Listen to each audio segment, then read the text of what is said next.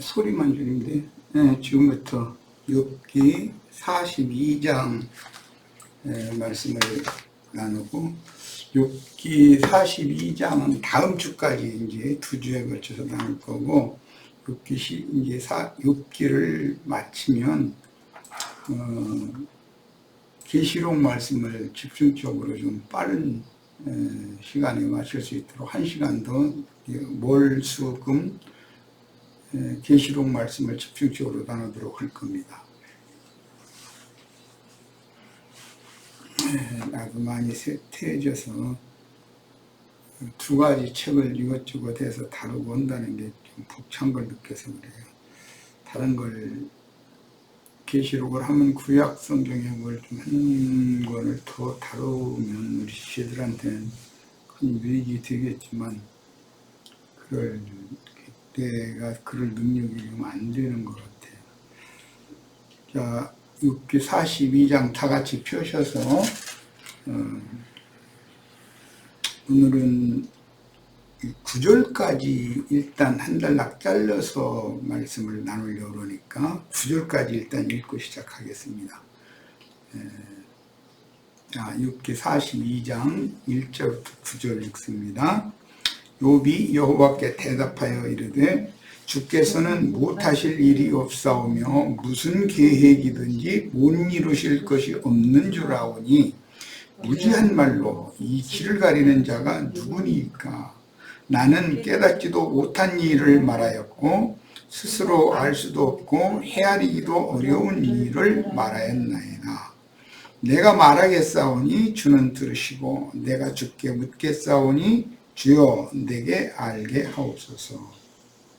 내가 주께 대하여 귀로 듣기만 하였사오나 이제는 눈으로 주를 배움나이다. 그러므로 내가 스스로 거두어드리고 티끌과 재 가운데서 회개하나이다. 여호와께서 욥에게 이 말씀을 하신 후에 여호와께서 대만 사람 엘리바스에게 이르시되 내가 너와 네 두 친구에게 노하노니 이는 너희가 나를 가리켜 말한 것이 내 종 욥의 말같이 옳지 못함이니라. 이 말씀에는 줄을 쳐놓으시기를 바랍니다. 굉장히 이제 우리 모든 기독교계가 다 그렇게 오해를 하고 있고, 우리 시대들도 그냥 성경을 좀 읽으면 오해하기가 쉬운 말이라 그래요. 내 종 욥의 말같이 옳지 못함이라 라고 할 때 욥이 그 친구들과 변론할 때 하던 말들이 옳다라는 말을 지금 말하는 것이 아니에요. 내 종 욥의 말같이 이라는 것은 욥기 42장 1절에서 6절까지 회개하고 돌이키는 말을 한 것을 의미하는 거예요. 앞에서 그 친구들과 계속 변론을 한 이야기를 옳다고 인정해 주는 말이 아닌 거예요. 자, 이제 8절 나갑니다.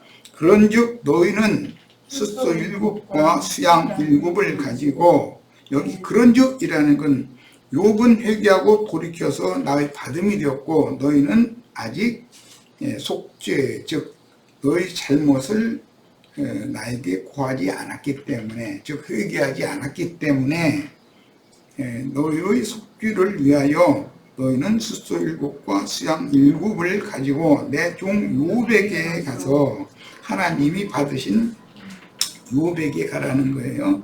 하나님이 의롭다고 이제 받아주신 사람을 말하는 거예요. 너희를 위하여 번제를 드리라.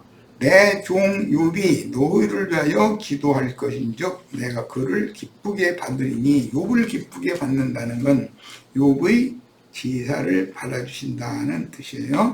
너희가 우매한 만큼 너희에게 갚지 아니하리라. 지금까지 욥의 친구들이 자신들은 지혜가 있고 지식이 있는 자들인 것처럼 했지만 하나님 보시기엔 참 우매한 자들로 봤던 거죠. 이는 이제 줄을 쳐놓습니다. 너희가 나를 가리켜 말한 것이 내 종 욥의 말같이 옳지 못함이니라 그랬어요.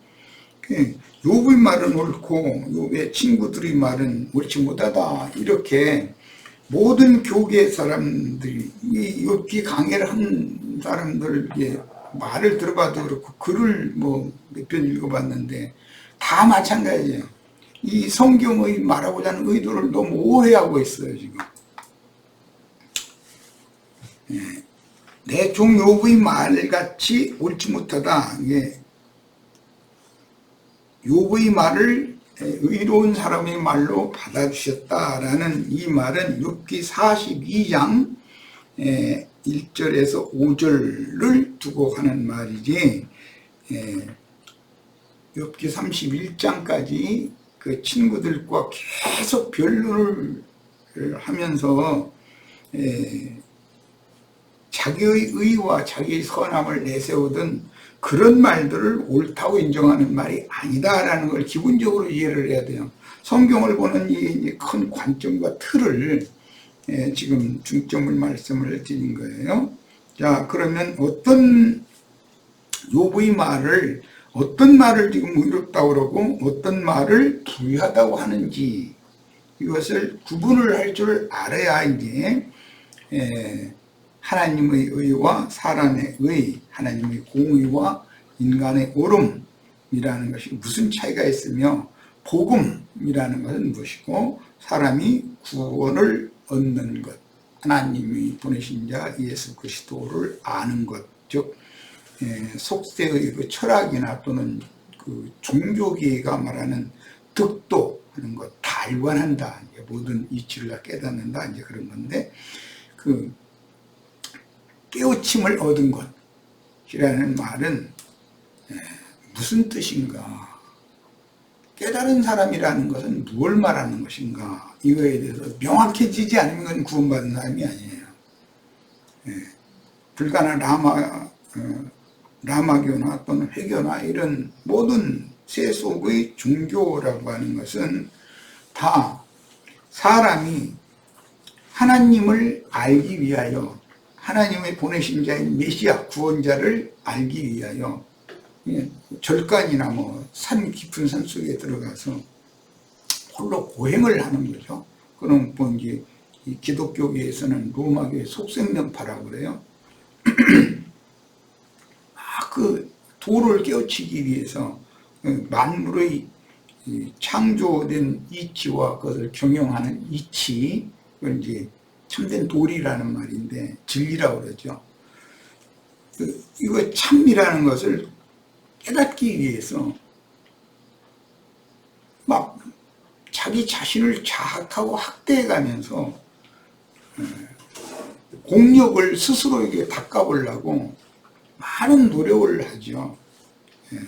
그런 것이 다 욥과 욥의 친구들의 인간 철학 사상이었었고, 선악을 알게 하는 나무실과의 독이 몸에 밴 타락한 인간들이, 하나님의 면전에서 쫓겨난 인간들이 하나님의 영광 앞으로, 하나님의 얼굴 앞으로 스스로 가려고 그렇게 애를 쓰는 것이 온 세상의 모든 인류가 다 지금 속고 있는 것이다. 그런데 그나마 그렇게마저도 하지 않는 대부분의 인생들이 너무 많은 거예요. 이제 세상이라고 그러고 불교에서는 그 중생이라고 그러죠. 뭐 인간들이 다 그렇다는 거예요. 다 그런 거예요. 그들은 하나님을 알아보려고 안 해요. 관심이 없는 거죠. 어떻게 하면 구원의 길을 찾아낼까? 이제 득도한다고 이제 이렇게 말하는데 길을 얻는다 이게. 그런데 그 길이 예수 그리스도다라고 하는 거,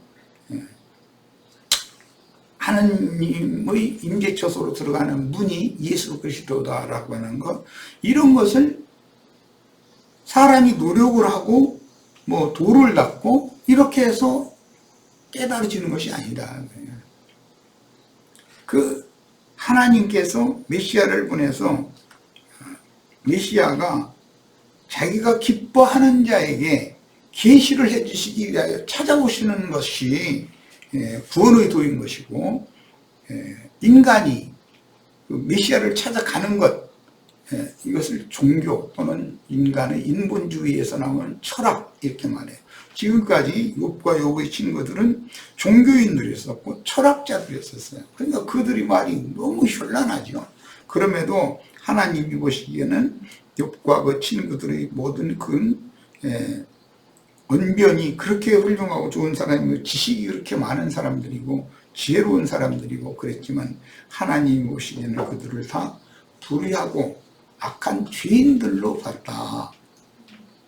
욥이 그러면 하나님 앞에 옳다, 즉 의롭다고 인정을 받은 건 뭔가?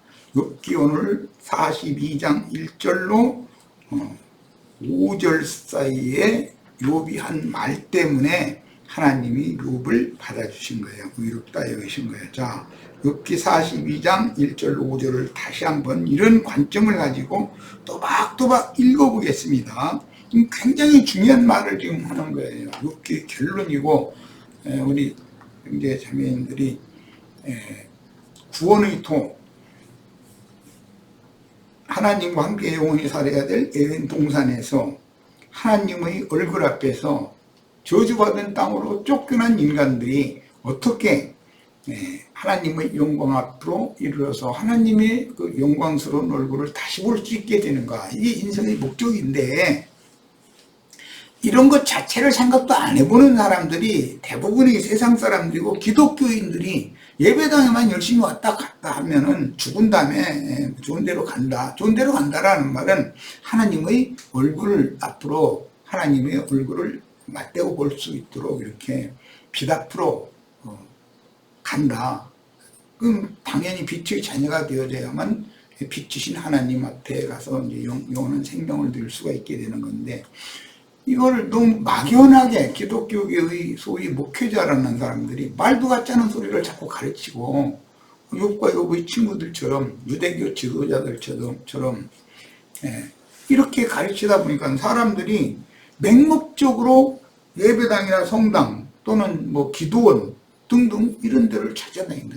세상 사람들은 뭐 절간이나 또는 뭐 성균관이라고 그 유교 이런 거 이제 공부하러 가고 저 뭐냐 다 세상의 인간 철학이요 종교다 이 말이에요. 그런 방법으로는 절대로 하나님의 얼굴 앞에 하나님의 임재처소 앞에 나갈 수가 없다라는 것을 명확하게 깨달아야 이제 위로부터 난 사람이고 구원받은 사람이에요.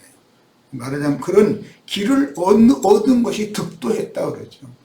그런 우주 만물이 창조된 이치와 경영하시는 하나님의 그 경영의 이치와 하나님과 창조물, 하나님과 창조물 중에 나와 하나님의 관계를 아는 사람이다.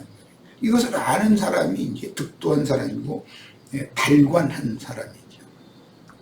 모든 이치를 깨달은 사람이죠. 그런데 욥은 오늘 이치를 가리는 자가 바로 나였습니다. 이렇게 자백을 했어요. 자, 욥기 42장 1절로 5절을 이런 관점을 가지고 다시 한번 읽습니다. 욥이 여호와께 대답하여 이르되 주께서는 못하실 일이 없사오며 무엇을 못한다는 말이에요.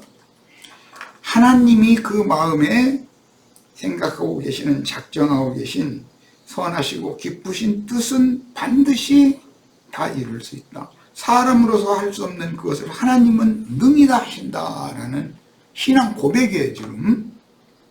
자, 이 신앙 고백의 가장 큰 핵심은 무엇인가? 우주 만물의 창조와 경영과 이런 것들을 염두에 두는 것도 있지만 더 중요한 것은 욥이라는 사람을 하나님이 어떻게 부귀영화를 누리는 그런 부족장의 한 사람으로 태어나게 해서 그렇게 부귀영화를 누리게 했다가 주신 모든 것들을 다 거두고 가시고 나서 그 다음에 극한의 그 역경과 고난을 통해서 많은 것들을 분구하고 더 깊이 생각해 보게 하고 하나님이 왜 내가 하나님을 위하여 얼마나 신실한 신앙인이었는지를 알아주시지 않고, 즉 말하자면 자기 자식들이 뭐 잔치에 모여서 음식을 먹었다 그러면 그들을 위해서 그 이튿날 일일이 다 번제를 드려서 제사장으로서 하나님 앞에 충성을 다 했단 말이에요. 그랬는데 그 제사가 욥의 그 잘 나갈 때 제사장으로서의 제사가 연락이 됐다면 자식들이 죽으면 안 되죠. 또 그냥 승승장구하고 잘 돼야죠. 자기 가정이 이렇게 아주 완전히 그냥 말갛게 다 망하면 안 되는 거죠. 그러니까 욥의 욥기 시작에 나오는 제사장 그 직분이나 욥의 제사가 하나님 앞에 받으심이 되지 않았다라는 것이 성경이 말하고자 하는 의도다 이 말이에요. 그런데 42장에 와서 하나님이 욥을 기쁘시게 받았다라는 것은 회개하고 돌이킨 욥에게 제사장 직분을 회복시켜 주시고 그에게 그 친구들을 위하여 친구들의 속죄를 위하여 제물을 드리는 제사장으로 위임을 하셨고 그 욥을 기쁘시게 받았다는 건 욥의 그 제사 행위를 받아주셨다는 뜻이란 말이에요. 자, 그러니까 이런 큰 이제 지금은 마지막 시간이기 때문에 욥기 전권에 관한 그 큰 윤곽과 흐름에 대해서 윤곽을 딱 잡고 계셔야 돼요. 세속교계의 많은 목회자들의 그 제사장 직분이 하나님 앞에 그들의 열성이나 그들의 그 하나님을 향한 그 특심, 유별난 특심, 이런 것은 사람이 가히 따라갈 수가 없어요. 그럼에도 불구하고 하나님은 그들의 제사를 받지 않으면 무슨 소용이냐 이거예요.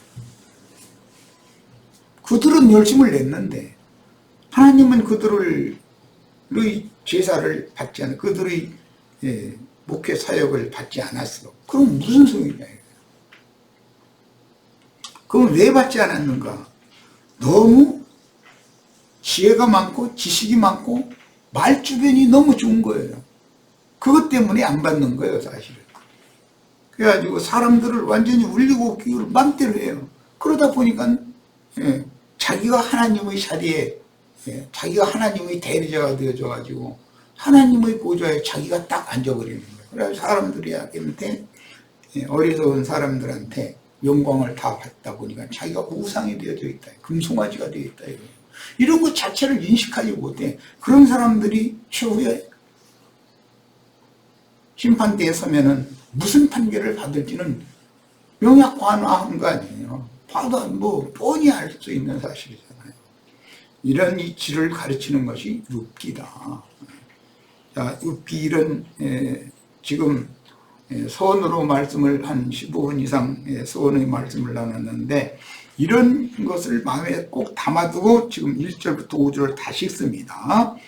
욥이 여호와께 대답하여 이르되 주께서는 못하실 일이 없사오며 무슨 계획이든지 못 이루실 것이 없는 줄 아오니. 이 계획이라는 건 창세기 1장에 한 남자와 한 여자를 향한 창조물과 모든 생물을 하나님의 형상 모양으로 만들어서 모든 생물을 그 손에 맡기고 다스리게 하는 왕권과 제사장권을, 즉 장자권을, 갑절의 복을 한 남자와 그 여자에게 주는 것이 하나님의 계획이었어요.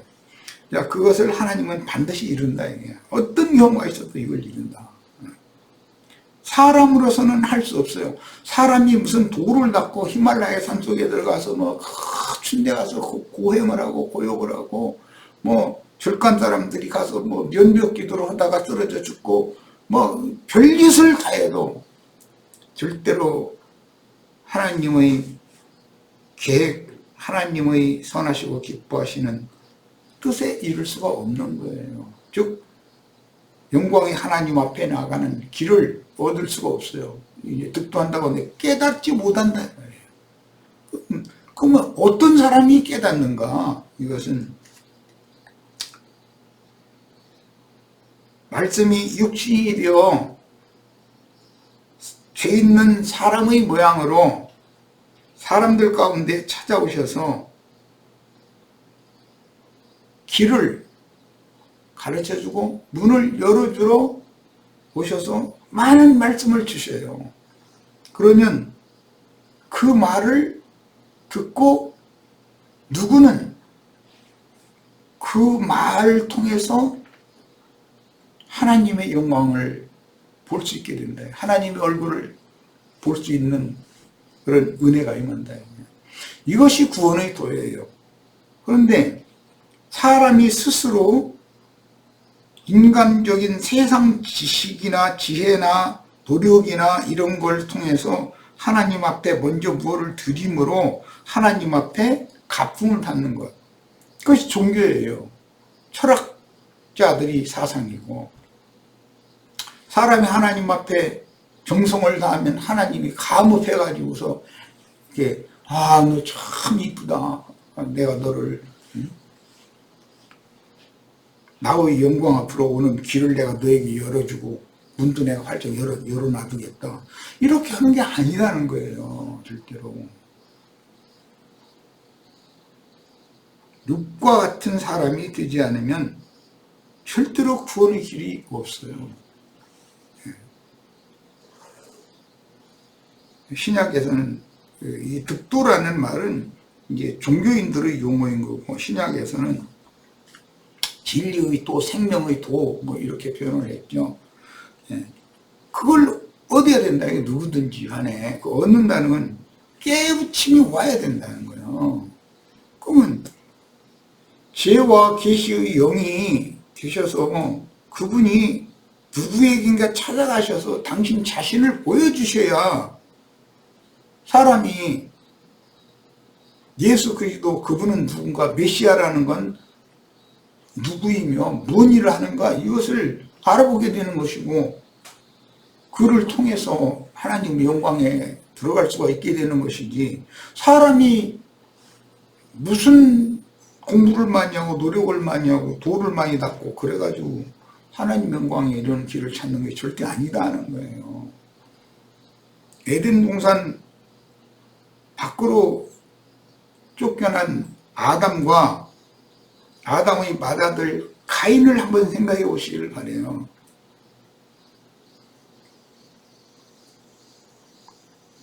그 땅에서 쫓아내셨어요. 보기에도 좋고 먹기에도 좋은 모든 나무가 나게 하신 그 땅에서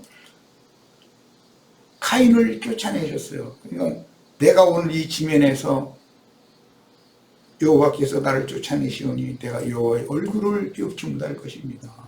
내 죄와 벌이 너무 중하여 내가 견딜 수가 없습니다. 이렇게 탄식해가면서 쫓겨났어요. 그런데 그는 에덴의 동편인 놋 땅이라고 하는 곳에 가서 거기서 성공했어요. 그런데 누구는 카인이 죽인 아벨 대신해 주신 셋의 후예들은 에덴 동산 밖으로 아담, 하와 모두 다 쫓아내셨지만 가죽옷을 입혀주신 상태에서 쫓아내셨고, 그들은 친히 메시아께서 오셔서 그들의 인생을 이끌었어요. 인도해 주셨어요. 그래서 그들은 궁극적으로 하나님의 말씀이신 빛이신 하나님의 영광으로 인도를 받았어요. 이것이 성경 이야기예요. 자, 더 읽어나가겠습니다. 이제 욥기. 무지한 말로 이치를 가리는 자가 누구니까? 앞에서는 계속 자기가 지혜로운 말이고 하는 말은 전부 지식자의 말이고 동방현자로서 하는 말이다라는 것을 아주 자부했죠. 그런데 여기 와서는 자기가 한 많은 말들이 다 무지한 말들이다 라고 고백을 했어요.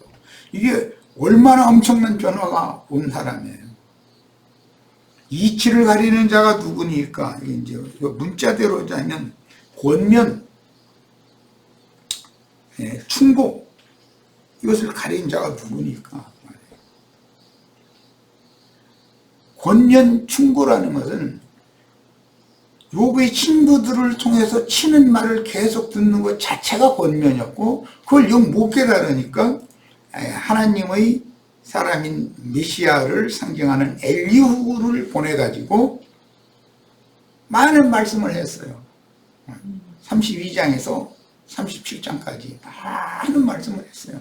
거기 엘리후가 욥에게 해준 그 권면의 말이라는 것은 네가 너 스스로를 그렇게 의롭다고 그러는데 그 자체가 네가 하나님의 공의를 모르고 하나님을 대적하는 짓을 하는 거다. 이것을 그냥 반복해서 증거를 했어요. 이것이 너희 불의함이고 너희 불선이다. 그런데 본인은 인간적인 어떤 삶을 그 기준으로 본다면 무식한 욥의 그 가문에서 종로로 다던 사람들이나 동네 뭐 배운 것이 없는 무식자들이나 이런 사람들에 비해서 자기는 학식도 많고 완전히 고고하기가 학처럼 살던 사람이거든요. 그 사람은. 다른 사람들은 전부 까마귀들이고 까치가 아니지. 우리나라의 개념으로 하자면 까마귀들이었지. 그 서양 동화로 말하자면 미운 오리 이렇게 검은 꼬니이지 나머지는 좀 조만 흰색이고 그렇게 생각했다 이거예요. 그런데 그것이 하나님이 보시기에는 하나님의 공의를 무시하고 사람의 의를 세우려고 하나님 앞에 자꾸 대드는 시다. 사울에게 주님이 말씀하시기를 네가 네 발로 가시채를 자꾸 차는 것이 너에게는 오히려 괴로움이 될 거다 그랬어요. 욥이 지금 그 짓을 계속했던 거예요. 자기의 의를 세우기 위해서 하나님의 의와 싸우는 거예요. 그 종교인의 특성이거든요. 그럼 그게 오히려 고통이지 그것이 구원의 길을 얻는 방법은 아니다라는 거예요.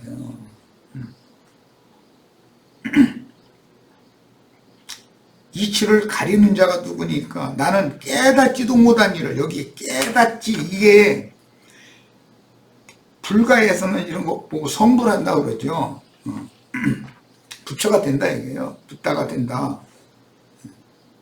득도한다 이 말이에요. 성경에서는 진리의 도, 생명의 도에 이른다 이렇게 말하는데 깨닫지도 못한 일을 너무 많은 말을 했다는 걸 그 말이 욥이 깨닫지도 못하면서 자신도 모르는 많은 말을 한 것이 그게 무지한 말이란 말이에요. 그런 말로 이치를 가렸다 이거예요. 오히려 우주 만물의 창조된 이치, 경영되는 이치, 조물주와 나와의 관계, 나와 주변 사람들의 관계 이런 모든 것들을 큰 틀에서 경영하시는 하나님의 선하시고 기쁘신 그분의 계획을 이루시는 하나님의 일하심을 깨닫지도 못한 상태로 너무나 많은 말을 해야 됐다. 그게 무지한 짐승이 하는 말이에요.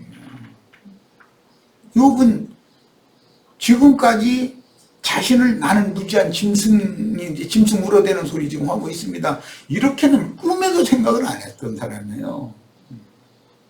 사람들이 내 말을 너무 못 알아듣는 친구들인데도 불구하고 뭐 자기 동네 사람들 소위 말해 이제 성경에는 범인이라 그러고 뭐 불교에서는 게 중생이다 이제 이러는데 범인들이나 그 무식한 범인들이나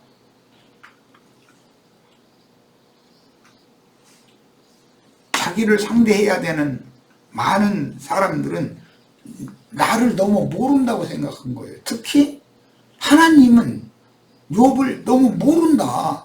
그러니까 나의 옳음과 나의 선함을 내가 하나님 앞에 직접 재판대에 내가 가서 변호사고 그거 다 필요 없어. 내가 직접 얘기해가지고 나는 선한 사람이고 난 의로운 사람이라는 걸 판결을 내가 받아내고야 말 거야. 막 이걸 계속 해서 따졌던 거예요. 그런데 그렇게 따지는 말 자체가 깨닫지도 못한 일을 하는 무지한 말이었고 스스로는 본인도 스스로잖아. 스스로 도를 닦는 건 다 스스로 하는 거잖아. 알 수도 없고 분별 헤아리기도 어려운 일들을 이제 보니까 너무 많은 말을 했습니다 라는 걸 자백을 하는 거예요. 담에색 도상에서 사울이라는 사람이 빛에 의해서 거꾸러져 가지고 그의 구원을 위하여 그에게 빛으로 찾아오신 예수 메시아와 대화를 나누는 것과 같은 장면을 생각하시면 돼요. 이런 것이 반드시 있어야만, 이런 과정이 있어야만 그는 위로부터 다시 난 사람이란 말이에요. 새로운 피조물이다. 이 말을 이해하지 못하고 즉 욥기를 이해할 수 없는 사람은 거듭난 사람이라고 할 수가 없어요. 할 수가 없는 게 거듭난 사람이 아니죠. 아니에요. 인간 철학자거나 그다음에 종교인이거나 뭐 범인이거나 셋 중에 하나겠죠. 그런데 세상에서는 철학자, 종교인들을 다 이렇게 성현, 성자, 뭐 성인 이렇게 가면 추앙하잖아요. 하나님 보시기에는 너무 우매한 짓들을 하는 거예요.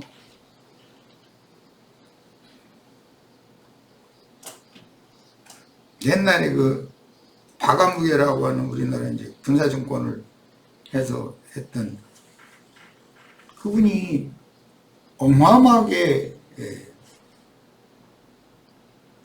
국민들을 이렇게 자기 나름으로 잘 살게 해주겠다고 해가면서 자기를 반대하는 사람들을 이렇게 박해를 했거든요. 노동자나 학생들이나 이런 사람들이 이제 반대 운동을 많이 하니까 그대로 그냥 무자비하게 그냥 군인을 동원해서 총질해버렸잖아요. 군사정권이니까.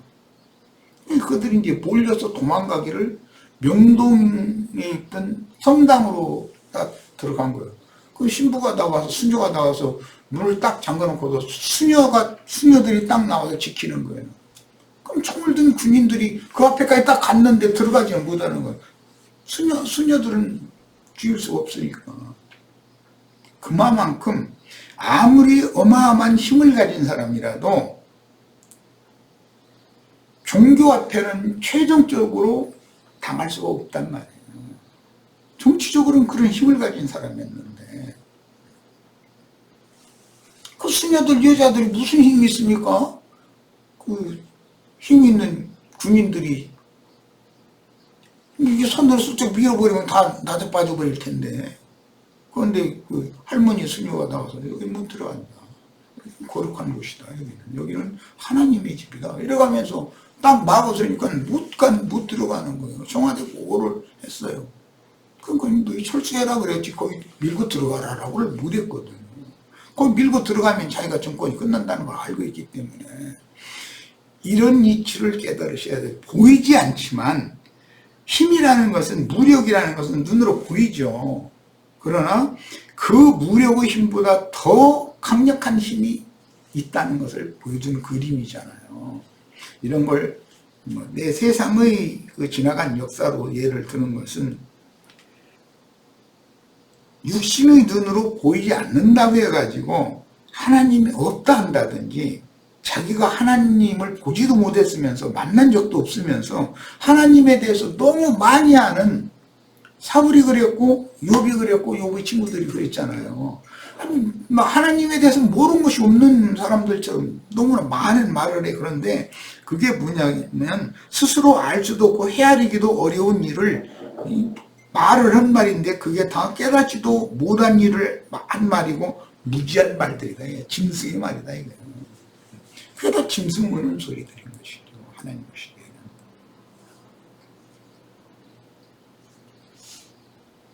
백악관이나 뭐 청와대나 크렘린궁이나 중국이고 뭐라고 자금성? 평양은 김일성 등인가 거기에 앉아있는 사람들이 하는 말이 하나님이 보시기에는 다 짐승 우는 소리예요. 이러면 또 국정원에서 경찰서에서 좀 잠깐 왔다 가라고 그렇게 하면서 그걸 알아야 돼요. 큰 예배당이나 유명한 어떤 설교자들이 심호하고 있는 성당이나 예배당 또는 큰 스님이라고 흔히 말하는 절간의 주지승이나 이런 분들이 하는 말이 전부 하나님이 보시기에는 그게 무지한 짐승 우는 소리예요. 이걸 못 깨달았다면 이 말이에요. 욥기 이 말을 이해를 못하고 있다면. 그런데 짐승 우는 소리에 장단 맞춰가지고 먹고 마시고 뛰놀고 그럼 쓰겠어요? 그 우상숭배자들이 되는 것인데 여기에서 구원받으셔야 되겠어요. 자, 4절 합니다. 내가 말하겠사오니 주는 들으시고 내가 주께 묻겠사오니 주여 내게 알게 하옵소서. 모르는 것이 없는 사람이 이제 주님, 내가 주님 앞에 이제 보니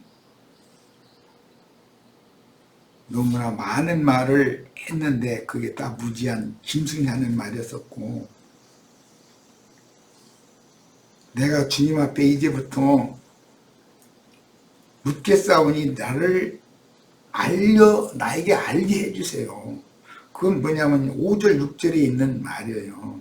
5절이죠. 특히 내가 주께 대하여 귀로 듣기만 하였사오나, 귀로만 듣던 하나님에 대한 말을 자기가 진짜로 아는 것처럼 너무 많은 말을 쏟아낸 거예요. 그런데 이 말이 깨닫지도 못한 일을 말했고 스스로 알 수 없고 헤아리기도 어려운 일을 말하는 것이고, 이게 무지한 말로 이치를 가리는 말이었다 이거예요.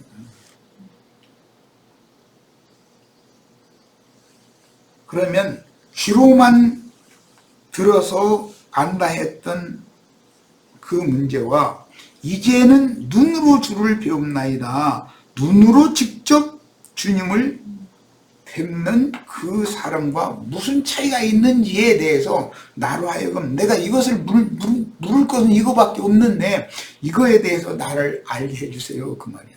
오늘 욥기 처음 시작부터 지금까지 중심 삼아서 한 말을 깨달으면, 귀로만 듣던 하나님이라는 말은 셈족은 대대로 그 후손에게 하나님과 자기 조상들의 그 관계, 이것을 구전으로 전해서 이렇게 전해왔어요. 이 욥의 시대까지, 아브람 때니까 그때까지는 그랬었어요.